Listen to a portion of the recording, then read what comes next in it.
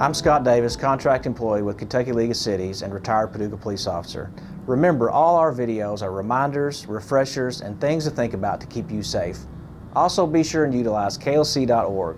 There's a lot of information there, model policies, example forms, and videos to learn from. I hope you take something away from today's video.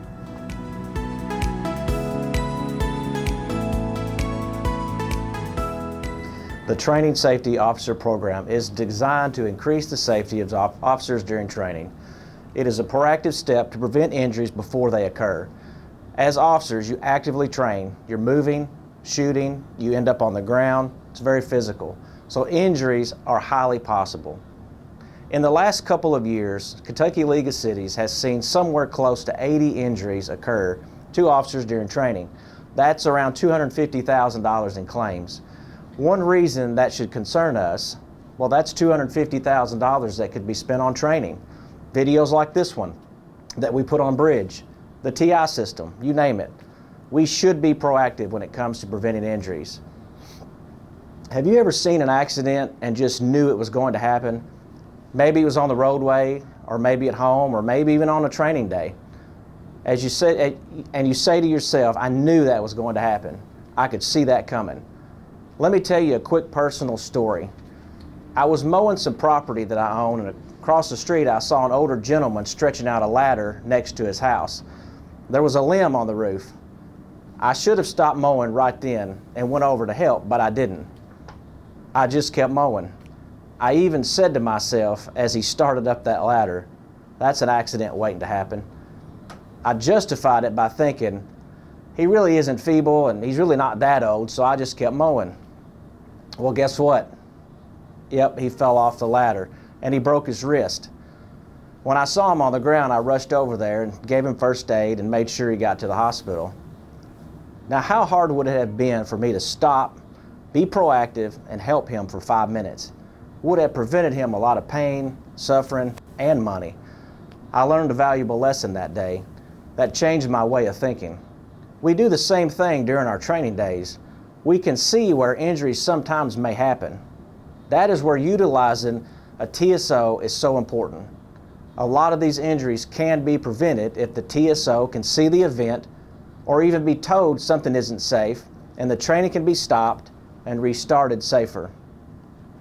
Having a training safety officer will help to eliminate off-script behavior or horseplay, because sadly that is where injuries occur. The TSO should wear an orange vest to be visible. We all know that when we are being watched or evaluated, we tend to be more careful. Here are a few ideas to help you before your training takes place. Have a meeting with other instructors and the TSO to develop a safety plan. Bounce ideas off each other to help your training be safer. Do a site inspection to look for potential hazards. The day of training, have a safety briefing. And if you're using them, coach actors or have scripts in place for them. A quick tip on using actors. Actors may need to be moved around if you are using them over and over. An actor does the same thing more than a couple of times, they tend to go off script. On the safety briefing, for example, your briefing could look and sound something like this. Joe is the TSO for training today. Here are the specific risks for today's training, and list those. The signal word to stop training today is blank, whatever that is for you.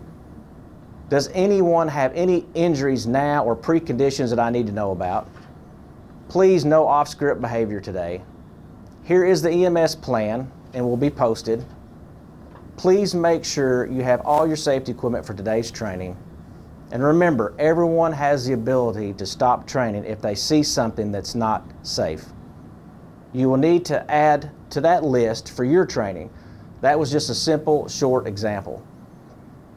Also, something else to think about, have an after-action review. This may show you where things can improve for next time. For example, you may determine that doing a certain move in defensive tactics has proved to be hard to have multiple officers working on at the same time. So you could note that in the lesson plan to fix that for next time. There are several pros to the TSO program that we have seen so far. The first thing, fewer injuries. The second thing, the TSO sees the bigger picture during training, where sometimes the instructor gets focused in on one-on-one training. The third thing, we have seen a positive impact of going over safety briefings. The fourth thing has helped us to remind to use our PPE. The TSO has spotted fatigue with officers during training and prevented possible injuries. Is the TSO going to stop every injury? No, but it can help bring structure and some good habits to your training. Speaking of structure, I want to go over lesson plans real quick. Like I've mentioned earlier, we should know when there is a potential for injuries. That should be documented in the lesson plan. For example, when teaching driver's training, I knew the biggest potential for injury was at the end of a pursuit driving when we had an arrest scenario. Officers would be amped up after pursuit and would sometimes hurt the actor during the arrest. So I would write that in my lesson plan as a reminder so that the TSO and other instructors could be aware and try and warn the officers before, also to be close to the scenario to monitor or give instructions if needed. At the beginning of my lesson plans, I would have an entire sheet dedicated to possible safety concerns, almost like a table of contents. Also, don't do anything during your training that is not in the lesson plan. I know that you've heard before, if it isn't documented, it didn't happen. Here are a few reasons to do thorough lesson plans. The first thing, you are teaching or training or instructing to a policy. You don't want to leave anything out. If you're doing a lesson plan that you can check, that way you can check all the boxes, so everything's taken care of. Number two, consistency in training. Everyone gets the same training, even if it's on a different day. We don't want an officer to ever say, well, we didn't cover that on our training day. Consistency also means you don't add or take away from that lesson plan. The third thing, it helps keep good training records. If you are ever asked if a certain topic has been covered in training, well, it's documented. I have also heard officers say, we never have trained on that. If it's in the lesson plan, yes, you did.